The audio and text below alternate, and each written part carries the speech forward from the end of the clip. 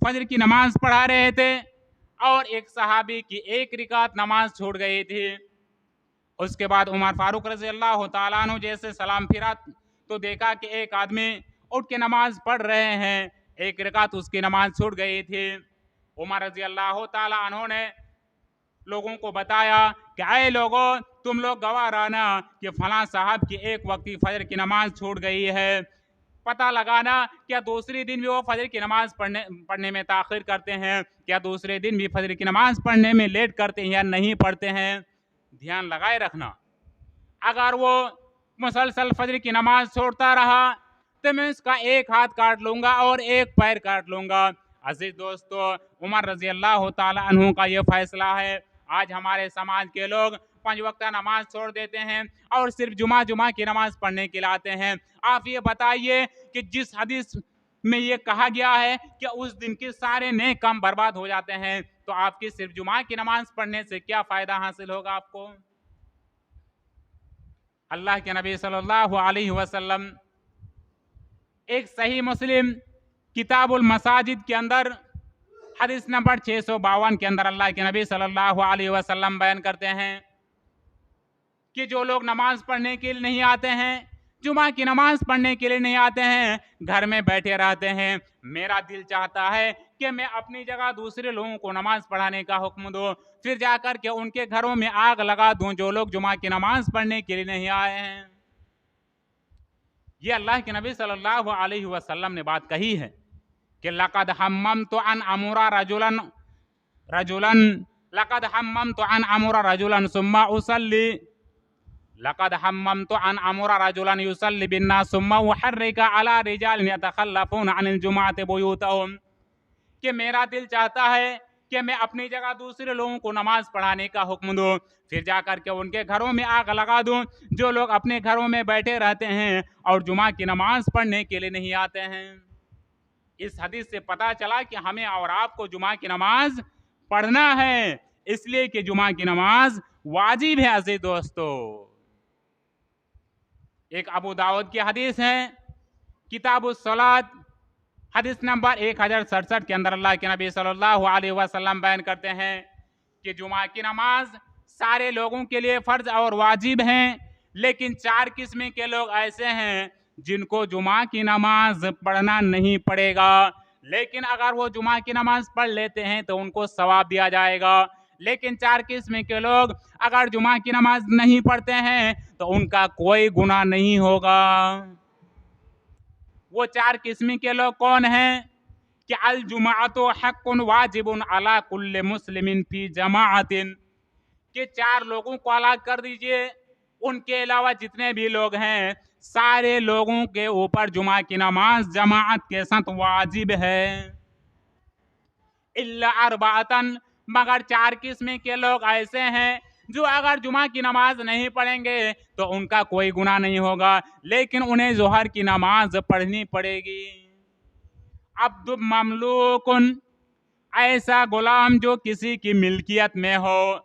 और इमरातुन, या औरत जो घर में बैठी रहती है, वो अगर जुमा की नमाज पढ़ने के लिए ना आए तो उनके ऊपर कोई गुनाह नहीं है, लेकिन मस्जिद में अगर इंतजाम है और वो जुमा की नमाज पढ़ने के लिए आना चाहती है तो आ सकती है, उनको जुमा का सवाब दिया जाएगा।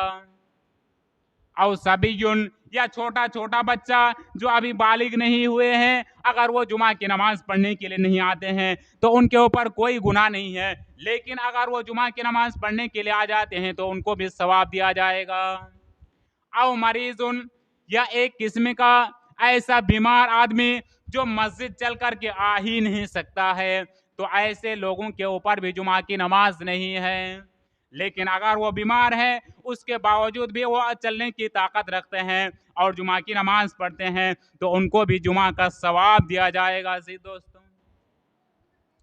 जुमा की इतनी ज्यादा फजीलत हैं कि अबू दाऊद हदीस नंबर 345 के अंदर अल्लाह के नबी सल्लल्लाहु अलैहि वसल्लम बयान करते हैं कि जो भी जुमा की नमाज पढ़ने के लिए आता है और पैदल चल करके आता है, आप ये मत सोचने लगे मौलवी साहब तो बाइक से आए हैं, मेरा घर दूर है इसलिए बाइक से आते हैं, लेकिन आप लोग तो नजदीक के हैं, आप लोगों के लिए यह हदीस बहुत एकदम जबरदस्त है। सुन लीजिए और अमल कीजिए अजीज दोस्तों, बहुत प्यारी हदीस है। अबू दाऊद हदीस नंबर 345 के अंदर अल्लाह के नबी सल्लल्लाहु अलैहि वसल्लम बयान करते हैं कि मन गस्सला यौमल जुमाते वक्तसला व बकरा वब्तकरा, कि जो शख्स भी खुद गुस्ल करे और दूसरों को गुस्ल कराए और जुमा की नमाज पढ़ने के लिए आए, सुम्मा मशा वालम यरकब, और खामोशी के ये पैदल चल कर के आए और सवारी पर न आए, यानी जो गुस्ल करे उसके बाद वो पैदल चल करके नमाज पढ़ने के लिए आए। वलम यरकब वदना मिनल इमाम, और इमाम के करीब आकर के बैठ जाए, यानी जो गुस्ल किया और अव्वल वक्त में फर्स्ट टाइम में मस्जिद आ गया। ऐसा नहीं है कि अजान होने के बाद हम मस्जिद पहुंचे, तो ऐसा सवाब नहीं मिलेगा जी दोस्तों। हदीस की जो बात है कि गुस्ल किया आप और फर्स्ट टाइम में आकर के आप मस्जिद पहुंचे, वह बकरा वब्द करा, अव्वल वक्त में आया, वह मशा, और पैदल चल करके आया, वलम यरकब, सवारी पर नहीं आया, वदना मिनल इमाम, इमाम के करीब आकर के बैठ गया, फस्तमा,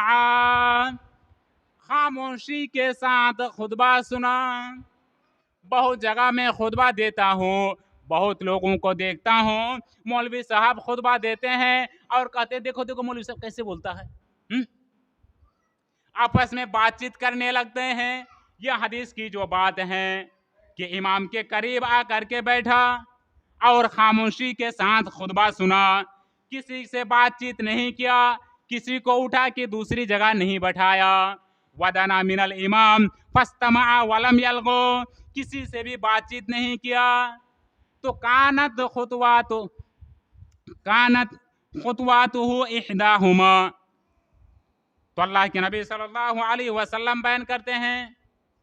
कि अगर कोई शख्स इस तरह आता है तो उसके 1 साल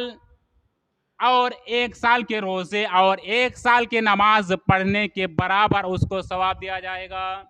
कहने का मतलब यह है कि अगर आप फर्स्ट टाइम में आते हैं, पैदल चल करके आते हैं, इमाम साहब के करीब आप बैठते हैं, किसी से बातचीत नहीं करते हैं, तो आप जिस तरह 1 साल के रोजा रखने के बराबर आपको सवाब देगा। 1 साल रोजा रख के और 1 साल नमाज पढ़ करके जितना सवाब अल्लाह तबारक व तआला आपको देगा, उतना ही सवाब इस मस्जिद में जुमा की नमाज पढ़ने के लिए आएंगे तो उतना सवाब देगा जी दोस्तों।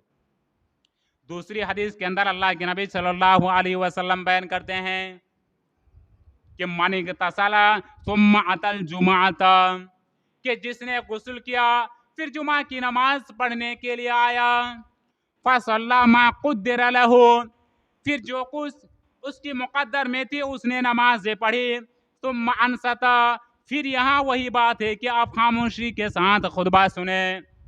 हत्ता यफरुगा मिन खुतबातिही, यहाँ तक के इमाम साहब खुतबे से फारिग हो गया, सुम्मा युसल्ली माहो, फिर आप इमाम के साथ जो 2 रिकात जुमा की नमाज अदा किए। तो अल्लाह के नबी सल्लल्लाहु अलैहि वसल्लम बयान करते हैं कि गुफिर लहू मा बैनहु व बैनल जुमातिल उखरा व फजलु सलासति अय्यामिन। अल्लाह के नबी सल्लल्लाहु अलैहि वसल्लम बयान करते हैं कि ऐसा शख्स के एक जुमा से लेकर के दूसरे जुमा तक और मस्जिद 3 दिन के गुनाहों को अल्लाह तबारक व तआला माफ कर देता है। यानी अब जुमा की नमाज पढ़ने के लिए आए, किसी से बातचीत नहीं किए, तो अल्लाह तबारक व तआला आज से लेकर के आइंदा जुमा तक और उसके बाद के 3 दिन के गुनाहों को अल्लाह तबारक व तआला माफ कर देता है। बहुत सारे ऐसे नमाजी हैं जैसे आएंगे चलो आगे बढ़ो आगे बढ़ो आगे बढ़ो, ऐसा करते रहते हैं ना। इनके बारे में भी एक हदीस सुन लीजिए। अभी तो मैं आपको फजीलत के बारे में बता ही रहा था कि इतनी इतनी नेकी मिलेगी,